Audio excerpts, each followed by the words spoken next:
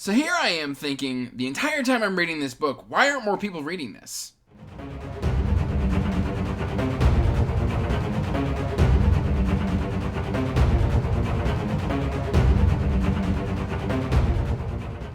Hey everyone, welcome back to Andrew's Wizard of the Reads, and as always guys, I'm Andrew. Hey guys, today I got another book review for you, but before we get into that, make sure you're liking, commenting, subscribing, hitting that bell notification so you can get regular updates for when I put out new content. Also, make sure you're checking that description box down below for the link to the Wizardly Duo Discord, as well as links to all my social media, including information about my Patreon. Now, with all that nonsense out of the way, we are here to do a book review for Divinity's Twilight, Rebirth. This is the first book in Divinity's Twilight, the series. And guys, like I said in the intro, the entire time I'm sitting here reading this book, I am just pondering to myself, why aren't more people reading this book? It's fantastic. The best way that I can describe Divinity's Twilight is it's very reminiscent of Sanderson, but just a little bit, like, there's a little bit more complicated wordplay. Like, Sanderson is very known for being very accessible, accessible to all ages, be you a young reader or an older reader. Christopher also kind of appeals to that older reader of, fantasy, while still capturing that Sanderson feel.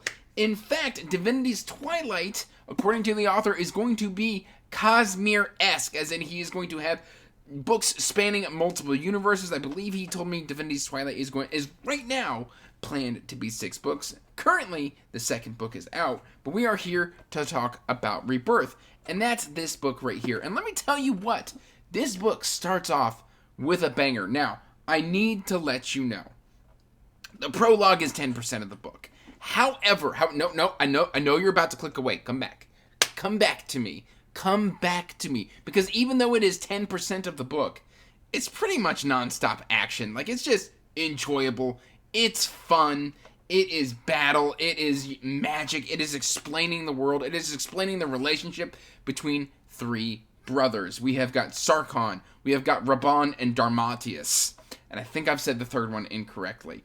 But anyway, these are 3 very incredibly powerful magical brothers who are capable of tapping into basically the magic that lies inherent in their blood. And they've gone out and they've gathered armies, and they each kind of have formed their own little nations. But one of the brothers has decided to go off and do something a little bit evil. And so the other 2 have banded together to stop him. And that's Sarkon. And basically, at the end of this prologue, things don't quite work out that way, and Sarkon gets sealed. And then we jump forward 700 years. And this is something that I really love about this series, because when we start in that prologue, it's very much shields, like gorgets and swords and, just magic, and it's fantasy AF.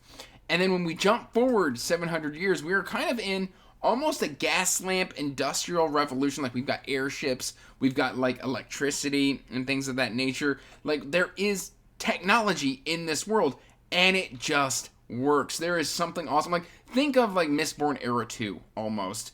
I don't know if there's guns or stuff in there. Like, I think there's technology that's either approaching gun level or surpassing gun level. Like, it's very, very interesting, the world building aspect that Christopher Russell has put in Divinity's Twilight. And then we get the characters and the way that the story is structured. It's all incredibly dynamic.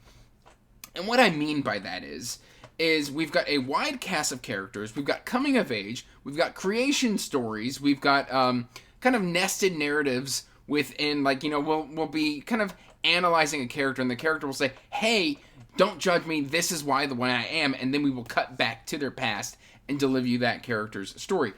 While not being my favorite element of the story, usually I like that kind of backstory to be fit into the present day. I don't always enjoy the kind of jump back. Even the jump backs are presented in a very dynamic and enjoyable way.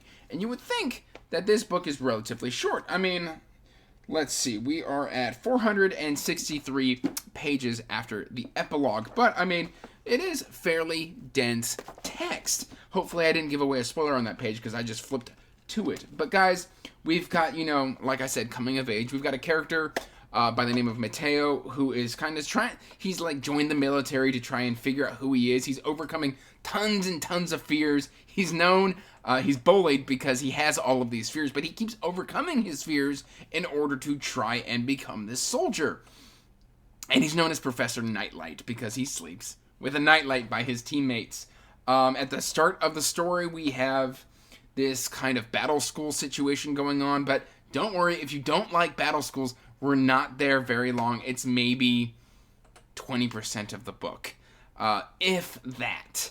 And that area of the book resolves itself really quickly, and then we kind of move into the larger conflict of the story.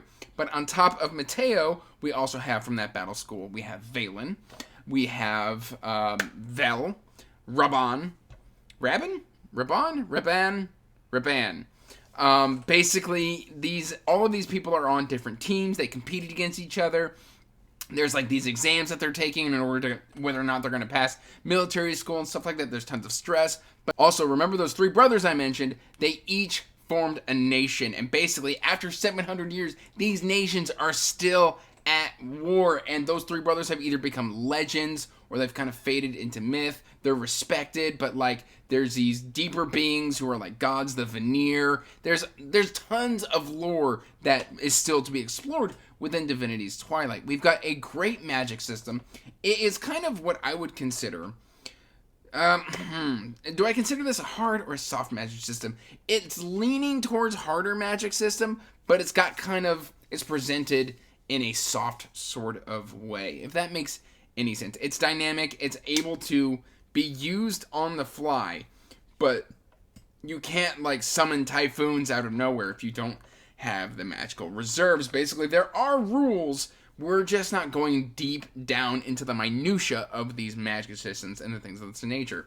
I would say this is definitely more of a world-built thing. This is more of a character-driven story with great magical elements.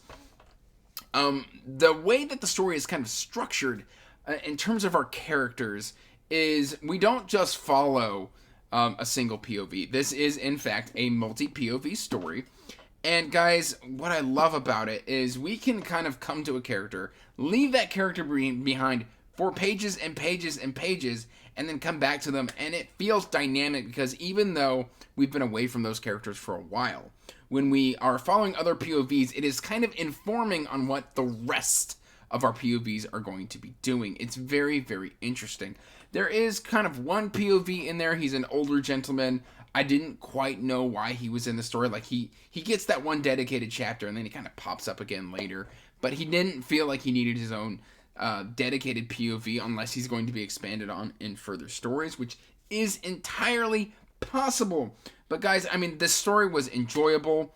One thing I will say is we are following some young 20-somethings, and they do have some egos on them. A couple characters have very giant egos. And what's kind of cool about this is even though they're not particularly enjoyable to be around, and I say be around kind of in air quotes because they're not somebody I would hang out with, and sometimes like when you're reading them, they're written in such a way where you're just like, I could crunch your face in if you keep talking like that to my boy. And Mateo's my favorite character, I should say that, and like I said, he's kind of Professor Nightlight and he gets ribbed on quite a bit. But 2 of these characters, they just they're so similar. It explores that dynamic of these people are so similar that they can't possibly get along and they grind against each other. And I love the fact that we explore a little bit of these characters' past, but at the same time, they still have a lot of character growing to do. And I think that's something that certain stories can kind of do too quickly, is do character development so fast that by the time you're like 3 or 4 books in, there's nowhere left for these characters to grow. And I think that's something that Christopher Russell has done fantastically well within Divinity's Twilight. I think he has done a great job in doing just enough character development or just enough of being behind the curtain to leave room for growth in these 6 stories or the next 5 books that are possibly coming out. In terms of the cover art, I do like the cover art. It's not my favorite from Chris McGrath, but it still does a good job. I like book 2 way more. Remnant has a gorgeous cover, also done by Chris McGrath. But I mean, just take a look at it. It's a beaut. It's a great story. It's written with a lot of love. In terms of the actual text, I usually don't touch on this. But guys, this was a clean manuscript. Like, this book, I think I found a single typo in the entirety of this book. And I've since reported that to the author. So, hey, you probably won't find one. And if you do, I'm sorry. But it was incredibly clean read. It was done incredibly well. I really enjoyed this story. In terms of characterization, knocks it out of the park. Each character has their own individual voice, and the way that they work together kind of, everybody has their place and their piece in this puzzle that becomes this story. I really, really enjoyed the dynamics that are found within this story, guys. Please do yourself a favor and pick up Divinity's Twilight.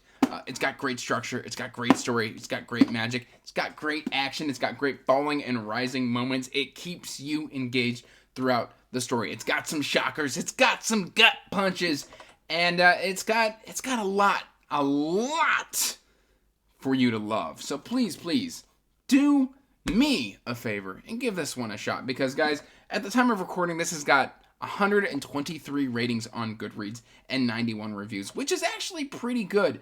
I could see this being so much bigger, though. I could easily see this tripling in size. It's that good. I gave this one a 5-star for its debut. Guys, I don't really have a whole lot of complaints there other than what I've previously mentioned. And frankly, if he was able to make me feel those feelings, I think it's good storytelling. So this one gets the Wizard's seal of approval. Please do yourself a favor and check out Divinity's Twilight Rebirth. And guys, that's really all I've got here for you today. And as always, till next time, peace out, stay magical, bye. And as always, I want to give a huge heaping thank you to my patrons.